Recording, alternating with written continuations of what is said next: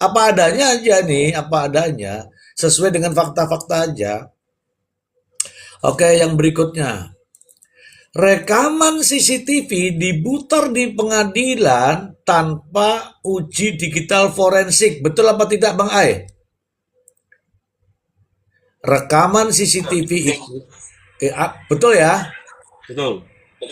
Nah, yang menjelaskan adalah penyidik, bukan ahli digital forensik. Janggal atau mantap? Juanggal. Juga ada di sidang pengadilan hasil daripada ahli digital forensik itu katanya fotokopian. Fotokopian yang tidak ada tanda tangannya. Bahkan dipertanyakan sama hakim. Ada betul nggak? Ada betul nggak teman-teman? Ya. Ada nggak itu Betul. informasi itu? Ada. Yang katanya fotokopi dihadirkan tidak ada tanggalnya, tidak ada tanda tangannya, ada nggak?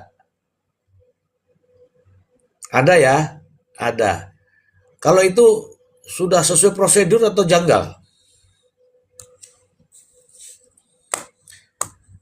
Ayo Janggal. teman-teman tapping, janggal, janggal, jangan ini. Masih banyak lagi nih, masih ada suatu ketika pada saat sidang Ririn menjadi terdakwa, kemudian Prio menjadi saksi. Prio itu sudah hadir di pengadilan, tapi tidak dihadirkan menjadi saksi Ririn. Janggal atau tidak? Janggal. Nah, saya tunjukkan janggalnya semua. Prio memang dihadirkan pada minggu berikutnya. Pada minggu berikutnya. Namun tiba-tiba ada pergantian PH, ada TKP baru, ada Palu baru. Janggal apa enggak? Janggal membingungkan itu. Janggal dan membingungkan. Kemudian dalam persidangan ada saksi yang katanya sudah diperiksa itu ternyata tidak jadi saksi. Tidak jadi saksi. Ada juga yang sudah memberikan kesaksian tapi dicabut. Ada nggak? Ada dong. Kemudian ada penundaan. Kemudian tibalah masanya penuntutan. Pada saat sudah dilakukan pembelaan, tiba-tiba saat replik itu harusnya langsung dibacakan repliknya, tetapi justru sidang pembuktian kembali. Janggal apa enggak? Itu hebat, hebat banget janggalnya. Udah waktunya replik, tapi pembuktian akhirnya dihadirkanlah digital forensik. Loh kalau digital forensik dihadirkan terus siapa yang mau bantah? Karena sudah selesai. Pembuktiannya sudah selesai. Wong sudah ada pledoi kok tiba-tiba ada pembuktian lagi. Yang berikutnya, ahli dihadirkan nggak? Ahli psikologi forensik kaitannya dengan pembunuhan 5 orang nih. Teu aya. The Aya, The Aya. Kemudian dihadirkan atau tidak ahli digital forensik? The Aya, The Aya. Nah, ahli digital forensik itu ada dua, ada HP, ada CCTV. Ini dua-duanya nggak hadir nih. Terus siapa yang menceritakan? Ya, lucu deh. Ayo, Dua-dua ayo. ora ono. Ora ono. Yang berikutnya. Ini yang lebih parah ini. Hasil digital forensik, berita acaranya ditambah-tambahin. Aku punya loh lembarannya. Kalau keberatan ya saya tunjukkan nanti. Terus boleh nggak begitu? Nggak boleh. Kalau itu dijadikan sebagai pertimbangan hakim, itu bahaya itu. Ya, termasuk di antaranya itu dokumen elektronik. Dari dokumen elektronik itu kalau Bang Ai ini saya ajak bicara nih, mungkin Bang Ai sudah cara, udahlah tadi sudah dijelaskan juga cara mendapatkannya, bagaimana menjamin originalitasnya, bagaimana menjamin autentikasinya, itu juga masalah, ya, juga bermasalah. Jadi kalau saya sampaikan kepada teman-teman, ini catatan saya nih ya, mana nggak kelihatan ya? Nah, ini catatan saya nih, kejanggalan sampai segini nih. Nah, masalahnya ketika saya mengatakan itu janggal, punya dasar kan? Ada tadi kan dasarnya kan fakta semua tuh, fakta semua. Tapi anehnya, fakta-fakta ini disangkali oleh mereka-mereka para kuman. Bagaimana menurut Abah? Padahal yang saya omongkan di fakta, Bah, tapi kok masih disangkal ya, Bah? Ya, itu karena dia nggak paham, nggak mengikuti. Jadi bukan pemikiran yang normatif. Jelas kan? Jadi asalnya alat bukti itu 5, sekarang kan ditambah menjadi 8. Itu. Alat bukti yang sah di persidangan kan jadi 8 sekarang. Nah, jadi yang terakhir itu segala sesuatu yang didapat, ya kan, untuk pembuktian sepanjang diperoleh dengan cara yang sah dan tidak melawan hukum. Gitu. Nah, jadi kalaupun itu semua yang tadi kita bahas disebutkan itu syaratnya tidak terpenuhi semua, lantas hakim mengacunya kemana? Iya, cerdas. Apalagi ya kalau mengenai sistemnya kan harus sistem terbuka, open system gitu. Jadi jangan semau gue mentang-mentang hakim mewakili Tuhan jadi semau gue aja, ya nggak seperti itu. Aturannya kan ada. Semua juga mengacu kepada KUHP. Setelah KUHP lama nggak berlaku, ya tentunya kan di KUHP baru gitu. Terus ada tadi yang dibahas syarat keabsahannya seperti apa alat bukti itu kan. Jadi kan harus wajib ya, bukan harus lagi nih, wajib dapat dibuktikan autentikasinya serta diperoleh secara sah, tidak melawan hukum. Nah ini digital forensiknya ahlinya ora ono, fotokopi pun diterima, tanda tangannya aduh, dagelan banget gitu kan. Ini kita melihat ya fakta persidangan ya kan seperti itu. Fakta ya. Iya. Belum lagi kan dengan kedudukan barang bukti tadi kan yang disebutkan Bang Yul. Ari Palu eta kumaha Palu? Palu teuing di mana pusing cenah. Asbun cenah. Gitu kan. Nah, jadi kita walaupun sambil bercanda tetap on the track kepada aturan perundang-undangan khususnya KUHP. Iya. Yang berlaku gitu. Nah, kalau banyak kejanggalan tadi kan udah dikupas ininya. Jadi jaksa pun pakai kacamata kuda, hakim pun pakai kacamata kuda. Ya, menurut saya.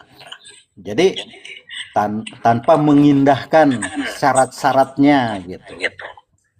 Tentang alat bukti itu. Tadi saksi yang harus dihadirkan menjadi tidak hadir. Ya. Di tengah-tengah pergantian lah PH gitu kan. Walaupun itu boleh silahkan. Dikira mau menguntungkan, nggak taunya jeblok. Iya kan? Iya. Monggo dilanjutkan. Terima kasih. Oke. Prof Emran, selamat pagi. Ayo Prof. Pagi Mr. G. Saya bakso 2 mangkok saya. Bakso 2 Mr. G ya? Iya. Apa pakai itu? Pakai sausnya apa? Iya, saya nggak pakai mangkok, cuman sendok aja. Ya. Saya Panggil aja mie-nya ya, yang mantap. nggak keriting mie-nya. Oh gitu. Nah, itu. Panggil. Iya.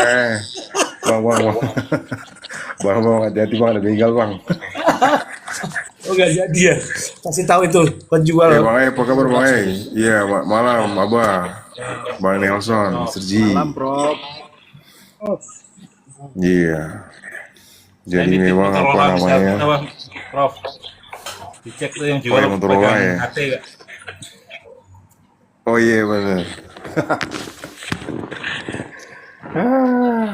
Lanjut Mr. G. Bah, baik. Ini kalau Prof. Emran kalau nggak ngomong dulu teman-teman, itu dia ini apa namanya itu? Malahan mental. Tahu Mental, nggak? mental karena ternyata di sampingnya itu ada Intel dorong bakso tuh. Aduh. Oke, Prof. Standby dulu, Prof. Ini Bang Ai. Bang Ai, saya mau nanya sama Bang Ai nih. Itu perlakuan alat bukti elektronik agar bisa dijamin apa ya, autentikasinya itu kan ada tata caranya ya, Bang Ai ya. Mungkin Bang Ai bisa menjelaskan apa perbedaan ketika kemarin yang ada di Indramayu dengan prosedur yang sebenarnya, Bang Ai. Apakah dilakukan atau tidak, Bang Ai? Silakan, Bang Ai. Ya, jadi kalau di proses digital forensik itu ada tahapan pertama ketika pengambilan alat bukti itu ya. Kalau di ISO standar itu disebut sebagai first responder. Nah, di situ tugasnya adalah mengambil alat barang bukti. Ya, kalau handphone ya ada prosedurnya. Ada prosedur formil, ada prosedur materialnya juga.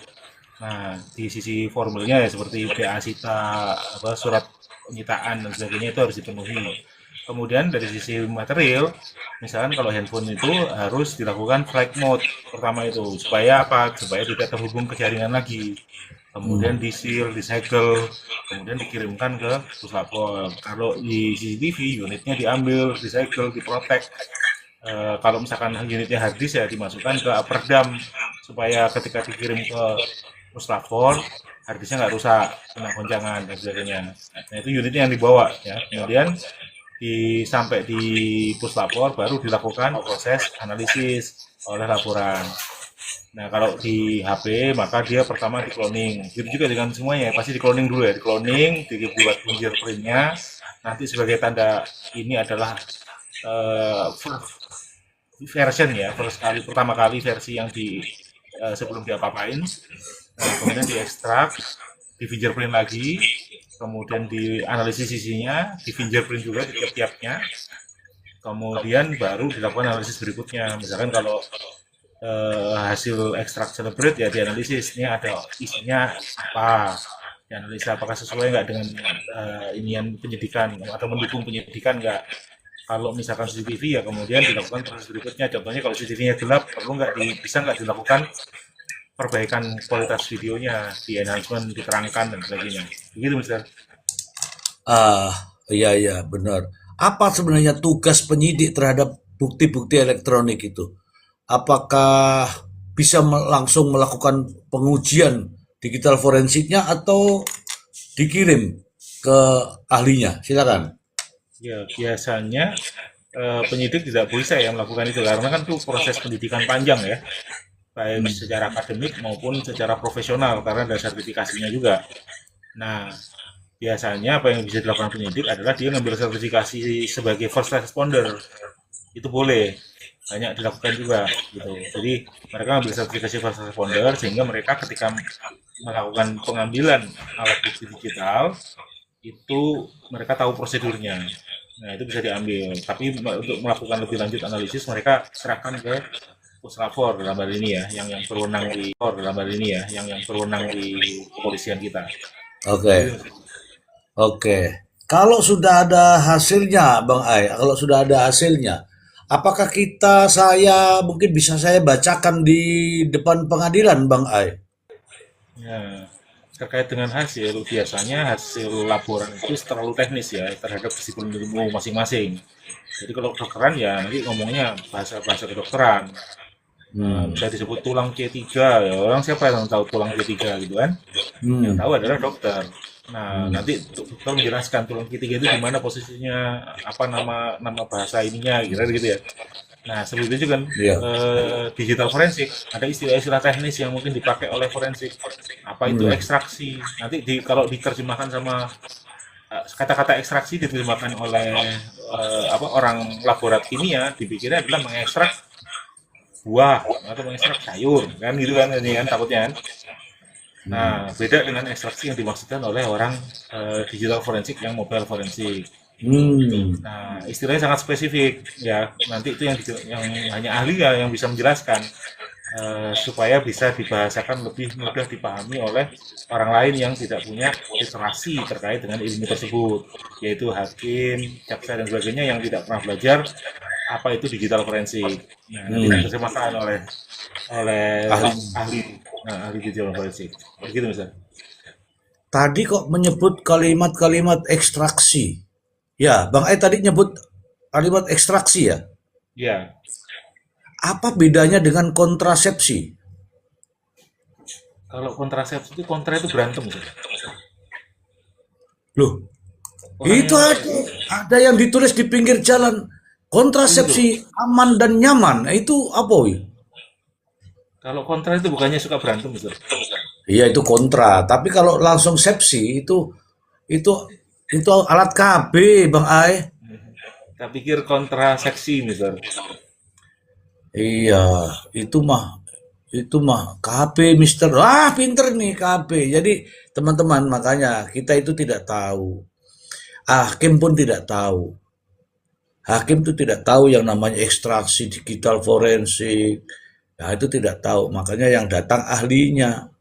Ya, termasuk terkait dengan kontrasepsi. Kalau itu urusannya orang-orang ahli kesehatan. Saya pun tidak tahu dan saya juga nggak pernah lihat. Taunya saya pakai doang. Oke, terima kasih Bang Ai atas penjelasannya. Saya mau tanya ini Lilian. Lilian dulu Lilian. Lilian. Kowe iki janjane ana apa ora? Ono, Mister. Oh, takone kok. Iki lho, maksudnya kasus Pauman iki maksudku kuwi wis bener prosesnya apa janggal menurut kamu itu? Janggal yang sangat-sangat janggal, Mister. Tidak masuk di akal. Hmm. Semuanya amburadul. Contone. Contohnya, yaitu yang video, terus itu CCTV, nggak ada digital forensiknya, terus juga yang nggak ada apa sih, Mister, pisum-pisum gitu loh, Mister, yang luka-lukanya seperti begitu. Pokoknya banyaklah kejanggalannya. Yang terutama itu di video, Nek di palune CCTV itu. nek palu godam ning nggone comberan kuwi janggal apa ora? Ya janggal lah, ketemunya lugar sambil nonggeng mau itu loh, numpang BAB, pas capa-capa begini, apa ini yang jeringgel-jeringgel gitu, nggak taunya diangkat, pas diangkat palu godam gitu. Menurut aku. Makasih, Mister. Oke. Oke, mohon izin Prof. Ini saya dapat ini Prof. Dapat ini loh, apa namanya ini? Ya ini, kelihatan nih. Penggunaan alat bukti tidak langsung. Ya, ini artikel ini bagus sekali. Bagaimana diatur dalam pasal 235. Tolong Prof dijelaskan dulu Prof terkait dengan alat bukti tidak langsung ini Prof. Sebelum masuk ke materi khusus, Prof. Materi khusus. Iya, materi khusus. Iya. Masalah kontrasepsi. Kontrasepsi. Tapi ada ya Mr. J ya, itu ya. Ada di situ ya Mr. J ya. Itu di apa sih? Di artikel atau apa Mr. J itu? Berita ya? Artikel nih. Ini dari Artikel. yang nulis hakim Oh, nih. berita ya? Oh, hakimnya yang nulis. Iya, dari Dandapala. Dan ada apa? Iya, Dandapala itu yang menulis di seorang hakim. Eh, Ya, ya silakan bro. ya, saya juga sebenarnya nggak bingung juga sih. Sebenarnya kalau alat bukti yang namanya circumstantial evidence ini mau diletakkan, kalau mau kita kontekskan pada 235 alat-alat bukti itu sebenarnya kita taruh di mana nggak tahu. Kita letakin di mana nggak tahu. Hmm. Karena begini Mr. G, dulu itu kalau di pasal 184 junto pasal 188 apa namanya Undang-Undang Nomor 8 tahun 1981 itu memang KUHP lama kita itu memang mengatur kaitannya dengan itu bukti petunjuk. Ya. Bukti petunjuk. Dalam bukti petunjuk itu ada yang namanya teori circumstantial evidence ini. Jadi bukti petunjuk itu diperoleh itu dari alat bukti tidak langsung, dia bersifat indirect. Karena memang dalam pembuktian pidana itu memang yang sangat dibutuhkan itu adalah pembuktian bersifat direct, langsung gitu, tidak langsung. Tapi dalam keadaan tertentu, hakim itu bisa menggunakan alat bukti petunjuk. Maka sebenarnya alat bukti petunjuk itu memang sepenuhnya merupakan otoritatif dari hakim. Penyidik nggak bisa untuk kemudian menggunakan alat bukti petunjuk.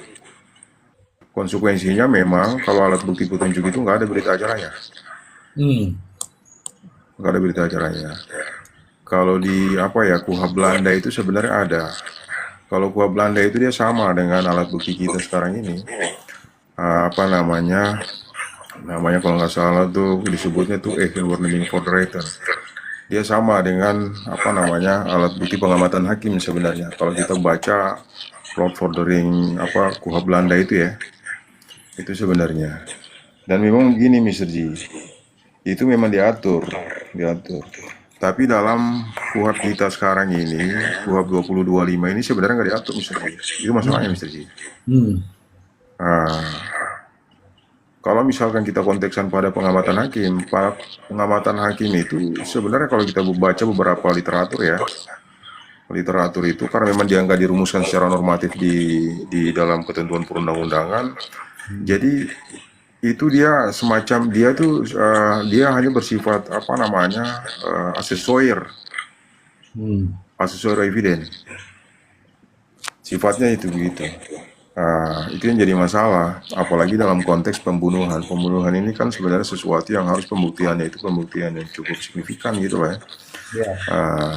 Itu sih, makanya saya juga agak bingung juga kalau kita gunakan circumstantial evidence itu kita coba kita relasikan dengan alat bukti pengamatan hakim itu saya kira nggak nyambung.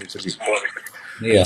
Kalau soalnya gini, kalau pengamatan hakim itu dia lebih kepada memprofiling terdakwanya. Pendekatan itu dia memprofiling, jadi dia mengamati itu perilaku dari si terdakwa ini, dan dia sangat bersifat subjektif, pendekatannya itu subjektif. Tapi kaitannya dengan pembuktian pembunuhan ini kan mestinya dia bersifat scientific base ya. Jadi dasarnya itu dasar pembuktian objektif karena scientific base-nya tadi. Cuman sayangnya scientific base itu sama sekali kita nggak temukan kan. Kita nggak temukan. Padahal kalau kita benar-benar memaksimalkan alat bukti CCTV, handphone dan sebagainya itu mestinya gampang mengungkap kebenaran dalam perkara ini, kebenaran materialnya. Cuman karena itu nggak dilaksanakan sebagaimana mestinya ditentukan oleh undang-undang, ya konsekuensinya kan menjadi abu-abu kan. Jadi abu.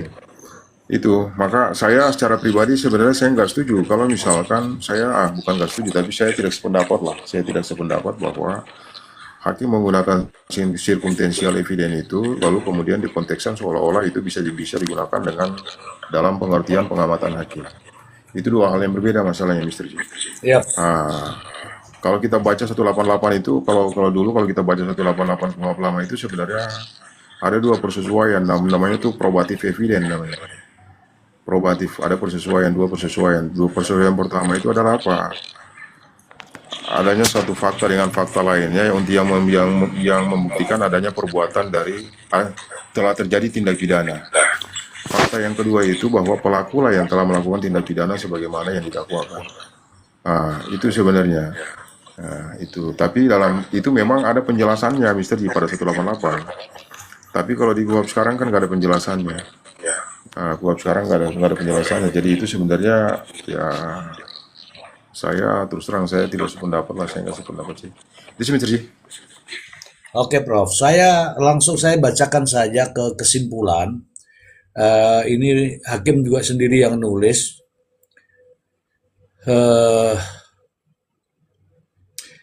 Sebelum ke kesimpulannya ada kata-kata di sini, maka dengan diakuinya bukti elektronik serta pengamatan hakim dalam KUHP baru menambah kekuatan pembuktian untuk memutus suatu perkara dalam persidangan menggunakan bukti tidak langsung atau circumstantial evidence dalam ruang-ruang persidangan. Kesimpulan.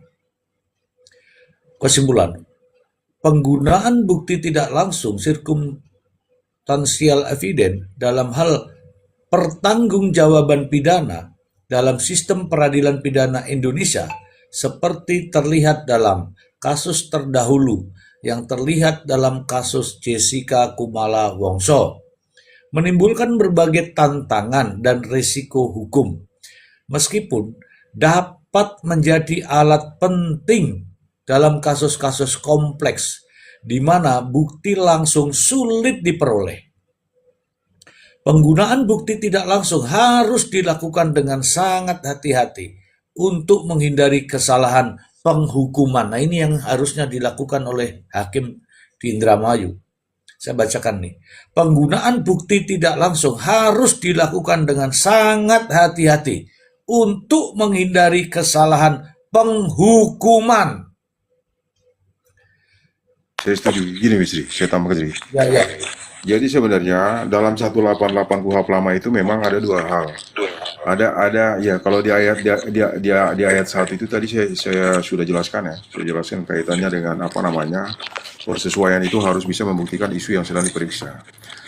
Lalu di ayat 2-nya itu menerangkan bahwa hakim ketika menggunakan bukti petunjuk harus dengan arif dan bijaksana. Maka secara normatif itu memang tertuang, Mr. G. Iya. Dia tertuang. Secara literal memang dinormakan di dalam KUHP sebagai apa namanya alat bukti. Tapi kalau dalam konteks KUHP baru kita 235 ini kan sebenarnya nggak ada. Jadi hakim ini sebenarnya merefer kemana? Merefer kemana? Itu satu.